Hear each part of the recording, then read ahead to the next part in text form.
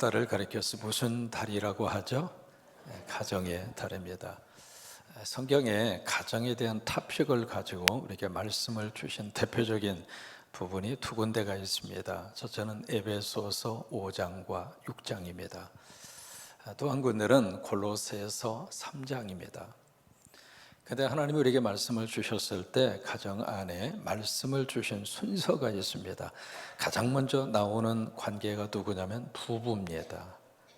그 다음에 두 번째로 취급하는 주제가 부모이고요. 세 번째 취급하는 대상이 누구냐면 자녀입니다. 하나님께서 가정에 대한 토픽 이 주제를 취급하면서 왜 이 순서로 말씀을 주셨을까? 그게 하나님이 정해놓으신 우리 가정의 행복을 위한 출발입니다. 이게요, 이 순서가 반대로 되면 안 됩니다. 그러니까 가정 안에서 우리 자녀들이 모든 것에 우선적인 위치로 자녀들이 올라서잖아요. 여러분, 이게 정상적인 게 아닙니다. 가정에 있어서 가장 중요한 첫 번째 출발은 부부입니다. 아멘. 근데 이게 완전히 자식이 전체 우리 가정의 최우선순위가 돼버린 거예요. 여러분, 자녀를 도외시해라, 자녀를 그렇게 생각하지 말라, 그 뜻이 아닙니다. 자녀들이 잘 되기 위해서는 부부가 먼저 잘 돼야 돼요. 아멘도 안 하시잖아요 지금. 자녀가 행복하기를 원하시면 부부가 행복해야 돼요. 자녀의 길이 열리기를 바라시면 부부가 먼저 하나가 돼야 돼요. 여기서부터 출발을 하셔야 되거든요. 그런데 이게 자식이 가장 먼저 그 위치로 올랐으니까 어떤 현상이 나타나는가? 아내의 마음에도 오직 자식, 남편의 마음에도 오직 자식, 자식밖에 없는 거예요. 그러니까 자식이 빠지고 나면 부부는 미안해요, 빈 깡통이요. 성서적으로 옳지 않습니다. 그래서 이 에베소서를 보시더라도 에베소서 5장에 가장 먼저 나오는 게 아내더라, 그 다음에 남편더라. 골로새서 3장에 가서 보시더라도요, 거기서 가장 먼저 나오는 게 아내더라, 그리고 남편더라, 그렇게 시작을 합니다. 그래서 우리 가정에 있어서 가장 중요한 관계성에서의 첫 출발은 바로 누구냐면 부부예요. 특별히 오늘이 5월 21일이잖아요. 오늘이 여러분 무슨 날인 줄 혹시 기억하십니까? 법정 기념일입니다. 부부의 날입니다. 왜요? 둘이 하나가 되는 날이라. 이게 1995년도에 권재도라고 하는 목사님이 경상남도 창원에서 목회를 하시다가 기도하는 가운데 말씀을 은혜 받고 말씀에 기초해서 우리 한국 땅에 부부의 날이 있었으면 좋겠다. 그래서 그분이 처음으로 시작을 해서 그 다음부터 교회와 성도들이 주축이 돼서 그 교회에 자꾸 청원을 했습니다. 우리의 부부의 날을 법정 기념일로 좀 지킵시다. 그렇게 해서 2007년도에 국회에서 법적으로 통과가 돼서 오늘이 법정 기념일입니다. 이게 부부의 날은요, 세상에서 만들어진 날이 아니라 교회가 주축이 돼서 만들어진 날이 오늘 부부의 날입니다.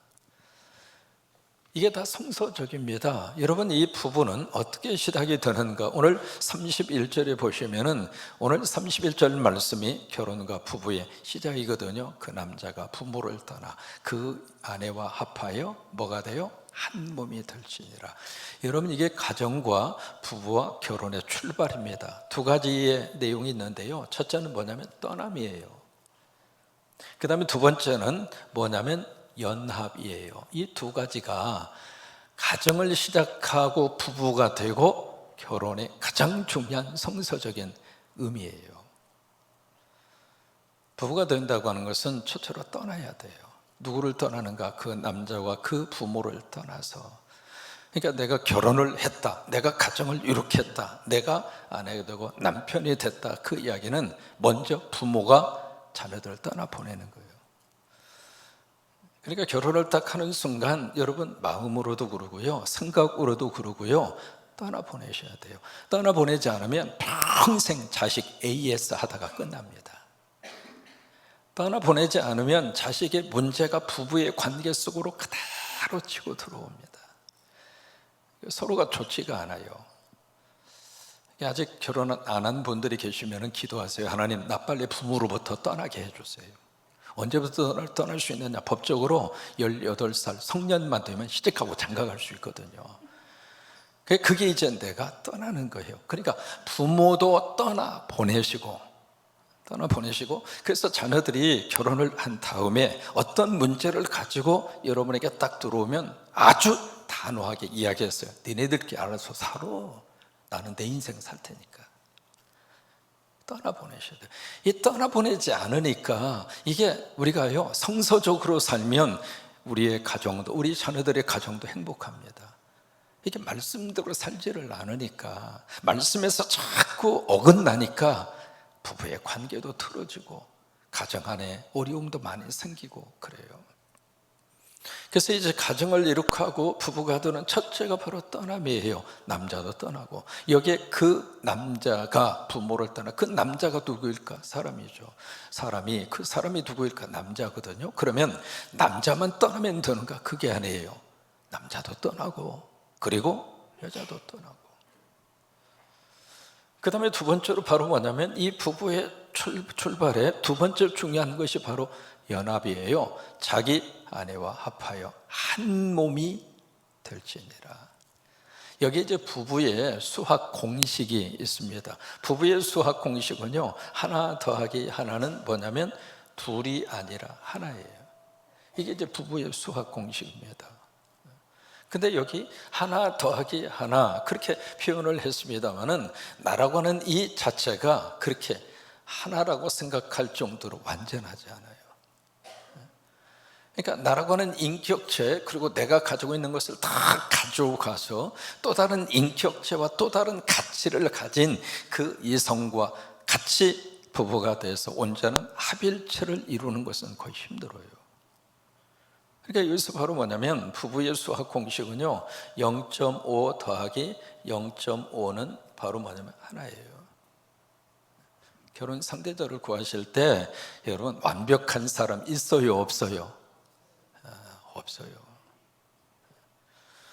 그러니까 내가 생각하는 어떤 결혼에 대한 상대자의 조건, 나름대로 쭉 우리가 생각할 수 있거든요. 그리고 여러분 미리 기도하시고요. 그런데 그 조건을 다 충족한 사람을 살려고 그러면은 천국이나 가야 만나요. 이 땅에서는 만나기가 힘들어. 그러니까 뭐냐면, 내가 한 0.5, 다시 말해서 나도 0.5 포기하고 상대도 0.5 포기하고, 그렇게 해서 만나서 하나가 되는 거예요. 나는 제로이고 저쪽이 완벽한 하나여서 둘이 합쳐서 하나, 그게 아니에요. 이게 이제 성경에서 하나님이 말씀하시는 이 부부의 가장 중요한 가정의 출발입니다. 그러면 이 부부가 돼서 가장 먼저 말씀하시는 대상이 누구인가? 아내입니다. 아내들아. 그리고 두 번째로 말씀하시는 대상이 누구냐면 남편이죠. 이 두 가지 내용인데, 이 순서는 골로새서도 똑같습니다. 아내들이 먼저 나옵니다. 그러면 왜 아내들이 먼저 나올까? 문제가 많아서 그럴까요? 그거 아니에요. 아내가 가정 안에서 차지하는 비중이 그만큼 크다고 하는 거예요. 또 하나, 유대 사회는 우리하고 다르게 목의 중심 사회입니다. 어머니 중심이에요.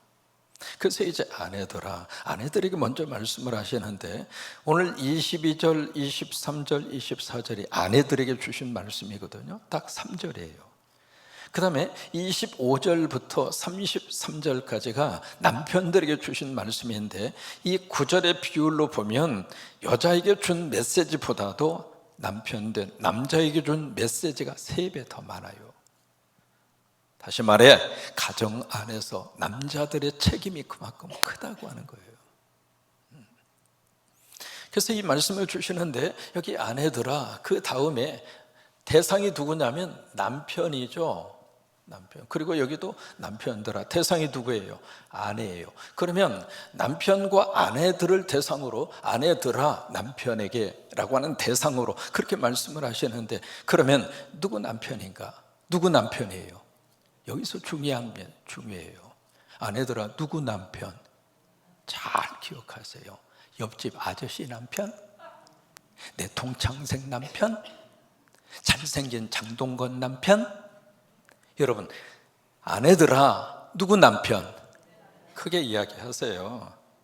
누구 남편? 자기 남편이에요. Your husband.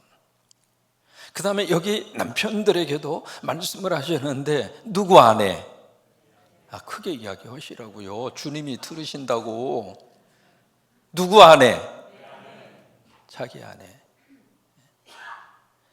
이 대상이 결혼을 딱 하긴 했는데 자기가 누구를 상대로 지금 해야 되는가라고 하는 그 개념이 약해지고 있는 거예요. 그러다 보니까 여기 아내들아, 남편들에게 복종하라고 그러니까 아무 남자나, 미안해요, 마음에 끌리면 그 남자한테 가서. 그거 아니에요. 남편들도 마찬가지거든요. 자기 아내를 사랑하라고 그랬지 다른 사람이 아닙니다. 여기에 자기 남편이라고 하는 것을 3번 강조해서 이야기해요. 이 남편이지 다른 남편이 아니라고. 엉뚱한 사람, 그 사람에게 가서 막 순종하고 존경하고, 그거 아니라 이 말이에요. 남편들도 사랑을 하는데 엉뚱한 여자, 그 여자에게 마음을 뺏겨서 사랑을 하고, 그거 아니라고 하는 거예요. 자기 아내, 자기 아내라고 하는 말을 4번 강조해서 이야기하세요. 그러면서 여기에 이 아내들이 남편에게는 뭘 해야 되는가? 여기 이제 그 단어가 나옵니다. 뭐예요? 복종하라고 하는 거예요. 그러면 남편들은 아내에게 뭘 하죠? 사랑하라고 하는 거예요. 근데 이 복종이라고 하는 이 단어 자체가, 뉘앙스 자체가 우리에게 굉장히 거부감이 있는 그런 단어잖아요. 왜냐하면 이 복종하면 그 속에 맹종 아니면 굴종, 그 개념이 머릿속에 많이 들어있어요. 하기 싫은데 억지로 그냥 힘으로 강압적으로 그렇게 해서 하기 싫은데 할 수밖에 없는 그런 개념으로 끌고 가는 뉘앙스를 지니고 있는 단어가 복종이라고 하는 단어예요. 근데 이 말씀을 33절에 어떻게 재해석을 했느냐면, 여기에 보면 아내들아 자기 남편을 어떻게 하는가? 존경하라고 그래요. 존경. 영어로 respect라고 하는 단어를 씁니다. 자기 남편에게 어떻게 하는가? 복종하고 순종하는 것이 바로 뭔가? respect, 존경하라 이 말이에요. 존경이라고 하는 것은 인정해 주는 거예요. 여러분, 존경이라고 하는 것은 칭찬하고 격려하는 거예요. 사람은 가장 가까운 사람으로부터 그걸 받고 싶어 해요. 특히 남자들이 여자로부터 받고 싶어 하는 최고의 것이 있다면 존경이에요. 존경. 그래서 밖에서 이렇게 힘든 일을 하다가 집에 딱 왔는데 만약에 아내가 여보 수고했어, 당신 짱, 엄지척 하잖아요. 그러면 그 남편의 기가 사는 거예요. 이 시간 연습하겠습니다. 여자분만 하세요. 당신 짱, 시작. 좀 하세요. 아이 목사님, 어떻게 내 남편이 이건데 이거예요? 그러지 마시고 다시 한번 여자분들만 당신 짱, 시작. 정 대상이 없으면 저를 보고 짱 하세요. 남자들이 가장 가까운 사람으로부터 받고 싶은 인정이 그거예요. 당신 쪼이라고. 그게 이제 아내가 남편들에게 줄 수 있는 최고의 관계 속에서 줄 수 있는, 남편에게 줄 수 있는 아내의 몫이라 그 말이에요.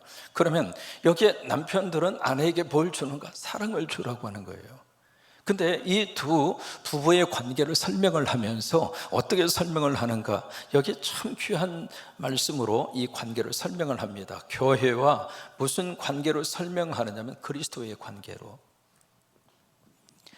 이 교회와 그리스도의 관계라고 하는 것은 2가지 의미를 가져요. 첫째로 교회는 뭔가?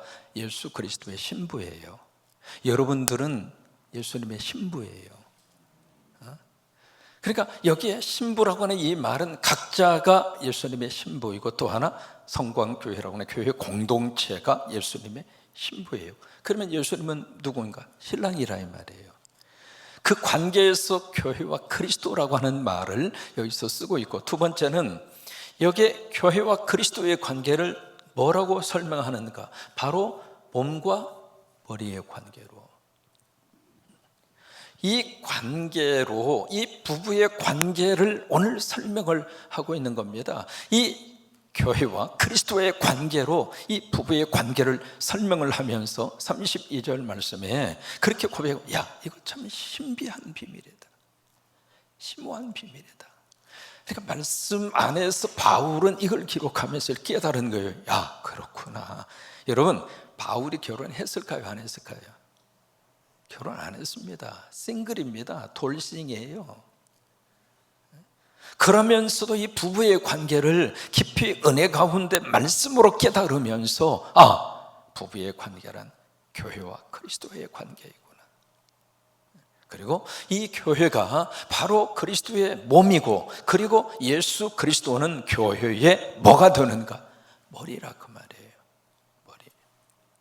이 관계 속에서 아내와 남편의 관계, 남편과 아내의 관계를 그렇게 설명을 해가고 있는 거예요. 보실까요? 아내들아, 자기 남편에게 복종하라. 왜 그러는가? 복종을 하는데 22절 말씀해 보시면 죽게 하듯 해라. 그래서 23절 말씀에 죽게 하듯 한다고 하는 뜻이 무슨 뜻인가? 교회가 그리스도에게 하듯이 해라. 여러분, 교회는 머리 되시는 예수 그리스도에게 순종해야 될까요? 불순종해야 될까요? 이건 선택이 아닙니다. 그런 것처럼 아내들은 당신들의 남편에게 순종해라. 왜? 남편들을 머리로 세우셨으니까. 하나님이 그렇게 세웠으니까. 교회가 머리 되시는 예수 그리스도의 말씀 앞에 철저히 순종하고, 그리고 교회가 그 역할을 감당하는 것처럼 가정 안에 머리로 하나님께서 세우신 분이 당신들의 남편이다. 하나님, 머리를 잘 좀 세우시지. 어떻게 이런 머리를 우리 가정의 머리로 세우셔가지고 이렇게 힘들게 하시면서 그 머리에 순종하라고 하십니까? 그런 마음이 있으면 천국 가서 예수님에게 따져.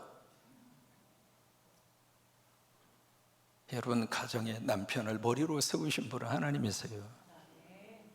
인정하시든 인정하지 않으시든, 내 마음에 들든 안 들든 상관이 없어요. 하나님께서 여러분들의 남편을 내 가정의 머리로 하나님이 세우신 거란 말이에요. 그러면 몸은 머리에 의해서 조정이 돼야 되고 순종해야 되고, 그러니까 머리 되는 남편을 존경하라, 그 말이에요. 왜 그런가? 여러분, 남편을 존경하면 여러분들이 그 존경에 대한 대가와 열매를 여러분들이 함께 나눕니다.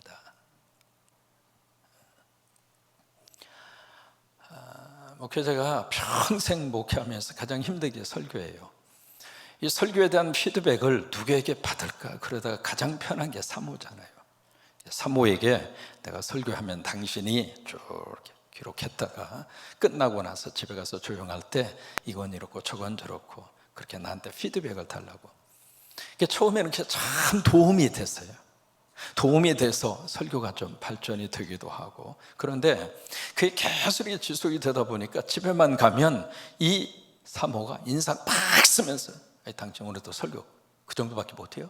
이 부분은 이렇고 저 부분은 저렇고. 이게 지적을 당하다 보니까는요, 강대상에서 이렇게 설교를 딱 하다가 사모하고 눈이 딱 마주치면 그때부터 기가 죽는 거예요. 사모가 볼펜만 들으면 아이고 오늘 저녁 또 깨지겠구나. 아휴. 그러다 보니까 이게 설교를 하다가도 늘 사모 눈치를 보고, 그 눈치를 보니까 이게 설교가 더 주눅이 들어서 미안해요, 계속 설교 중만 쓰는 거예요. 그때 이 사모가 사모 세미나에 갔어요. 사모 세미나에 가서 그 강사로부터 당신들 설교 듣는데 전문가지만 강대성 올라가 봐라. 그 설교 쉬운 일이 아니다. 여러분, 그래요 안 그래요? 고개 끄덕이지 않는 분은 여기 와서 한번 설교해봐요. 그 자리가 보통 자리가 아니다. 그러니 좀 마음에 안 드는 설교의 은혜, 저희가 그런 부분이 있다 할지라도 이제부터 계속 어떤 경우가 있어도 당신 남편이 집에 오면 당신 오늘 수고했다고, 나 당신 설교에 은혜 받았다고, 나 당신 설교에 열 받았어요, 그러지 말고 나 당신 설교에 은혜 받았다고 무조건 그렇게 칭찬해 주어라. 그래서 이제 주일 예배를 마치고 집에 딱 갔거든요. 갔는데 설교하다 보니까 이 사모가 볼펜을 안 들어. 그래서 목사님 생각에 오늘은 적을 필요도 없을 정도로 깨지는 날이구나, 그 생각을 하고 집으로 딱 들어갔는데 이 사모가 목사님 꼭 기억해서 당신 수고했어, 나 당신 설교에 은혜 받았다. 그러니까 이 목사님이 아니 솔직하게 해봐, 그냥 어차피 나 계속 그동안에 깨졌으니까 오늘 깨질 각오 하고 있으니까 한번 당신 이야기해도 괜찮아. 그러니까 사모가 울면서 아니야, 나 당신 설교에 은혜 받았다. 여러분, 그 다음부터 그 목사님이 설교를 은혜스럽게 했을까요? 안 했을까요? 교회가 부흥이 됐을까요? 안 됐을까요? 바로 그거예요. 그 다음에 이 남편들은 자기 아내에게 뭘 줘야 되는가? 사랑을 줘야 되는데 이 관계 속에서 해석을 하고 있는 겁니다. 그리스도가 교회를 위해서 모든 것을 다 주심같이 다 예수님이 이 교회를 세우기 위해서 핏값으로 사셨다고 하는 말씀 우리 기억하잖아요. 하늘 보좌를 버리시고 십자가에서 목숨을 버리시면서 모든 걸 다 쏟아서 주신 것처럼 남편들도 자기 아내를 그렇게 사랑하라 이 말이에요. 여러분, 그것을 희생적 사랑이라고 그래요. 또 하나, 남편들이 자기 아내를 사랑하는데 어떻게 사랑하는가? 여기 거룩하게 하사, 거룩하게라고 하는, 거룩이라고 하는 말을 두 번 씁니다. 세상적인 육체적인 쾌락적인 사랑의 차원을 뛰어넘어서 부부의 관계 속의 사랑이라고 하는 것은 거룩한 겁니다. 지극히 영적인 겁니다. 세 번째로, 이 남편이 아내를 사랑하는데 어떻게 사랑하는가? 자기 아내를 사랑하는 것은 곧 자기를 사랑하는 것이다. 여러분, 여기에 머리와 몸의 관계를 우리가 가만히 생각을 하면 여기 신체 가운데 어느 한 부분이 지금 문제가 생겼습니다. 그럼 머리가 뭐라고 그러는가? 그건 네 문제요, 내 문제 아니요. 그러면서 그것을 전혀 관심을 기울이지 않으면, 그러면 작은 부분에서 시작이 된 그 문제가 결국 어디까지 갑니까? 머리까지 가죠. 그러니까 아내를 생각하는데 그냥 나하고 별개의 개체적인 관계로 생각하지 말고 몸과 머리의 관계처럼 남편과 아내는 둘이 아니라 하나라 이 말이에요. 아내가 행복하면 남편도 행복하고, 아내가 울면 나도 울고, 아내가 속상해하면 나도 속상해하고. 이게 이제 남편이 아내들에게 주어야 할 사랑이라고 하는 거예요.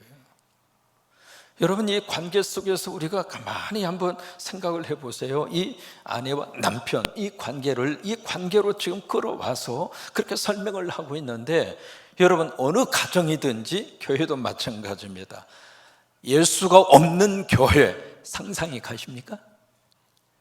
아니, 머리가 없는 몸뚱아리 있어요? 마찬가지예요. 그 관계 속에서 아내된 여러분, 여러분들의 남편을 순종하시고 존경하십시오. 또 남편들도 마찬가지입니다. 자기 아내를 사랑을 하는데 내가 감정적으로 내가 좀 사랑할 만한 요소가 있어 사랑한다, 그거 아니에요.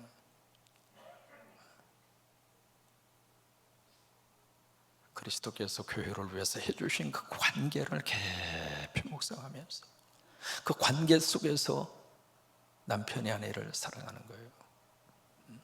그러면 아내가 남편에게 이 마음을 가지고 남편을 대하면 어떤 일이 벌어지게 되는가? 이게 남편이라고 하는 말을 영어로 husband이라고 그래요. husband. 이 단어는 두 가지의 단어가 합쳐진 겁니다. 밴드. 밴드라고 하는 게 끈이잖아요. 끈. 뭐 밴드를 만든다, 뭐 그런 이야기 하고 그러잖아요. 끈으로 묶는다 그 말이에요. 근데 husband이라고 하는 단어의 뜻은 밴드, 자기의 끈이라 이 말이에요. 자기의 끈. 그리고 여기서 남편들은 바로 다른 사람의 편을 드는 것이 아니라 내 아내의 편이 남편이 돼야 된다. 그러니까 그런 내 편이 될 수 있도록 아내가 남편에게 존경하고 그리고 순종하고. 같이 이제 밥을 먹어요. 근데 아내가 반찬을 딱 했는데 자식하고 자녀들하고 함께 이렇게 밥을 먹는데 애가 그 반찬을 딱 먹더니 인상을 팍 쓰면서 엄마! 이것도 반찬이라고 했어! 못 먹겠어! 그러면서 짜증을 부려요. 그러면 두 가지의 반응이 나옵니다. 어떤 아빠, 남편은 그 알을 탁 하면서 에이! 맞아. 나도 네 엄마 반찬 먹느라고 지금까지 생고생을 하고 있다. 해도 너무한다. 어떻게 이렇게 반찬을 못하느냐. 야, 우리 나가서 맛있는 햄버거 사 먹자. 그리고 자식놈 데리고 나가. 그런 아빠, 그런 남편이 있을 수 있습니다. 그럼 두 번째, 애가 그렇게 반찬을 가지고 막 인상을 쓰고 투정을 부리면 어떤 아빠, 어떤 남편이냐면 애를 팍 호두기 하면서 야 이놈아! 맛있구만. 네 입맛이 틀려먹었어 이놈아. 나는 네 엄마가 해주는 이 반찬으로 인하여 나는 얼마나 행복한지 모르겠다 이놈아. 응? 짜면 물 쳐먹고 싱거우면 소금 쳐먹고 쳐먹으면 되지 이놈아. 이렇게 말이 그렇게 많아 이놈아. 응? 네한테는 엄마지만은 나한테는 마누라야 이놈아. 응? 그러면서 군밤을 때리는 아빠, 남편. 여러분, 어느 쪽이 아내로서는 힘이 되고 행복합니까? 물어보나만 하죠. 여러분, 아내의 편이 되어주는 husband, 아내 쪽에 딱 서서. 가끔 그런 질문 하잖아요. 뭐냐면 마누라하고 엄마하고 물에 빠지면 누구를 먼저 건지겠냐고. 참 속상한 질문이거든요. 그 질문에 대해서 고민할 필요 없어요. 누구를 건져야 돼요? 대답을 모르셔요? 이렇게 쭈삣쭈삣하니까 문제가 터지는 거예요. 아내에게도 구사리 먹고 엄마에게도 구사리 먹고. 왜? 중간에 회색지대에 서 있으니까. 여기도 잡고 저기도 잡고. 아니에요. 오늘 성경적으로 답을 주고 있잖아요. 누굴 건져내야 돼요? 마누라 건져내야지. 그럼 엄마는? 엄마의 관계는요, 틀어졌다가도 회복이 돼요. 근데 마누라의 관계는 틀어지면 회복하기 힘들어요. 그러니까 여기 아내들이 남편에게 바로 이것을 하면 그 남편이 나의 밴드가 돼요. 그 다음에 이 남편들이 아내를 사랑하면 무슨 일이 지금 일어나게 되는가? 이 아내들을 영어로 와이프라고 그러잖아요. 와이프. 아내들은 와이프라 그렇게 이야기하잖아요. 그러면 이 와이프가 바로 남편들이 자기 아내를 내 몸처럼 지극정성으로 그렇게 사랑을 하면 어떻게 되는가? 이 와이프가 내 삶, 라이프, 내 삶을 행복하게 해줘요. 우리 삶이 행복해요. 근데 만약에 이 남편들이 자기 아내를 사랑하지 않으면 이 와이프가 뭐가 되는가? 이렇게 돼요. 라이프. 칼이 된다 이 말이에요. 얼마나 힘들어요. 결국 내 아내가 내 인생의 라이프가 될 것인가 아니면 칼 라이프가 될 것인가 남편에게 달려있는 거예요.